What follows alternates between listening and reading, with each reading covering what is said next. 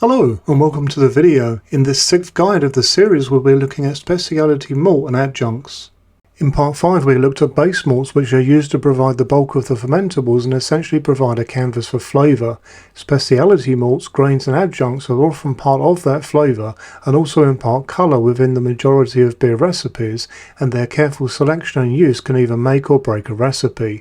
There are also types that have a functional use too. There are many different types of specialty malts and adjuncts, so within this guide I will be covering the most popular and useful ones, giving more guidance and information when needed and also moving on quickly when no further information is required. But let's first take a look at how you should assess a grain or malt before use.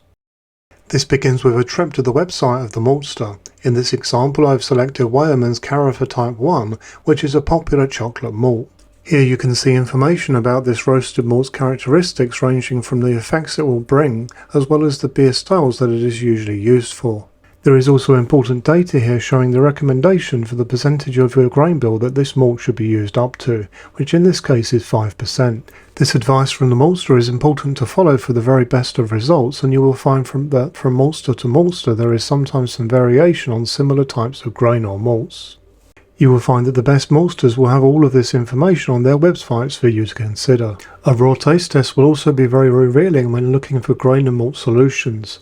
Most homebrew stores will not mind if you take a grain or two for side-by-side analysis whilst in store, but naturally it is polite to ask first. For much more information about testing, check out the video shown on screen on my channel, which looks at other ways of testing with a view to improving your beer flavour via aroma. The nose is a powerful force in assisting our mouths in determining taste, after all. Let's now move on to the main section, which covers specialty malts and grains in alphabetical order for easy review after the first watch. Acidulated malt is often shortened to simply acid malt and is treated to encourage lactic acid growth. This adds sharp, tart flavours that can accentuate the underlying maltiness, but is mostly used by homebrewers to reduce pH. For every 1% of acid malt of the total grain bill, you will averagely reduce the mash pH by 0.1 point. Its recommended usage is at a maximum of 5% of your total grain bill for regular beers, and at 10% maximum for sour beers. Amber malt is roasted at low temperature to provide a sharp yet bready flavour. It is used traditionally in English ales but has become popular in general to use as it provides a nice colour change at fairly low levels. Its suggested usage is at no more than 20%. Aromatic malt, which is also known as aroma malt, is a Belgian-style Munich malt contributing rich, sweet, toasted and malty flavours to beer, commonly used in brown ales and darker Belgian styles such as doubles. This malt is much darker than Munich malt as it is kilned at a higher temperature, therefore has less diastatic power and will need other malts around it for conversion. This malt can certainly vary from maltster to maltster in terms of usage percentage, so do double check this, but up to 50% is known. Biscuit malt has a cracker and bread-like aroma with biscuit, nutty and bread crust type flavours. Like aromatic malt, it needs other malts for conversion and is usually used up to a maximum of 15% of your overall grain bill.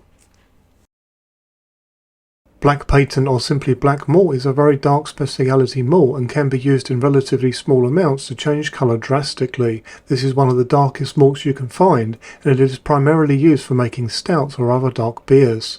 Its effect is one of deep colour change and roasted flavouring. This is one to use very carefully, otherwise it can give an overwhelmingly burnt flavour that will spoil rather than enhance your beer. Up to 5% usage is normal, but check with the maltster to be sure, as this can vary in power.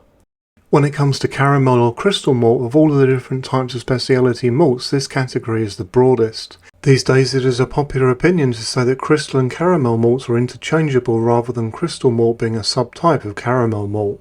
There will always be those that do not agree though, of course, because many years back there was a distinction between the two that in reality many feel is blurred these days. There are a very wide range of caramel and crystal malts that will provide colour, body and flavour to a number of different beer styles. They are rated by colour either in EBC or by Lovibond, depending on the maltster and their location.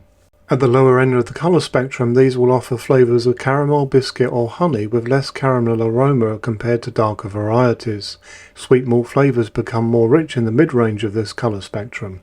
Darker colour varieties will have flavours of raisins, dates and burnt sugar. These malts will all contribute some unfermentable dextrins into your beer, increasing body and head retention. The maximum per grain bill is too varied here to list, so check on the maltster's website to be sure. Cara-series malt is a very lightly coloured malt and has a speciality purpose, meaning that it is a dextrin malt. In the case of Cara-series, its primary use is to improve head retention and also to give the beer better body and mouthfeel. This is accomplished due to the high amount of unfermentable dextrins in this malt. Cara-series can also be used to add a sweet character into your beer. Generally only 5% or less is used in an average grain bill. It should also be understood that Cara-series is a brand name and that there are other similar malts on the market that are very similar to Cara-series in the same form. However, another popular alternative is to use a small amount of wheat malt instead. Cara Munich malt is medium in colour and is ideal for various styles of bock and more. It will have body and mouthfeel, and its flavour profile is often referred to as caramel-like with a nut finish. Usage is usually at a maximum of 40%. Cara Vienna is usually a little darker than Cara-series and is often used for Vienna and Oktoberfest styles of beer. This malt also gives the beer a bigger mouthfeel and more body. It has a slight caramel toasty aroma and is used at up to a maximum of 40% too. Cara malt is a very popular Weyermann range of malts that are technically chocolate malt. These are available in two different versions. The special variety is debittered, meaning that you can add it to your mash without adding any level of astringency, which can certainly be very useful. Whereas the standard Cara version is a standard chocolate malt, which some will add late for colour to avoid astringency. Both Cara versions are available in a progressively dark range and are ideal for dark styles where some roasted flavours are desired along with dark fruit, but these effects will vary along the range, as will the usage percentage. So in this case I suggest checking with the Weyermann's website to see which one you're using and what they suggest as a maximum usage. Chocolate malt in general is a dark roasted malt that is usually offering chocolate and coffee flavours pretty much equally for the average taste palate when used at medium to high rates for dark styles. However, a very small amount can be useful though to adjust colour without taking up much room of your grain bill, and this will work for things like amber or red ales without adding in further flavour. This is a very economic and common brewery trick that is also very effective. Oats can be used in brewing in malted and unmalted forms. These days they are more popular than ever due to being ever present in various pale ale and IPA styles, but historically they have also been used in stouts and porters too. Oats are very good for providing a creamy and smooth mouthfeel, but they're also very useful for smoothing out astringency, which can be helpful for all styles mentioned that benefit from the enhancements to mouthfeel.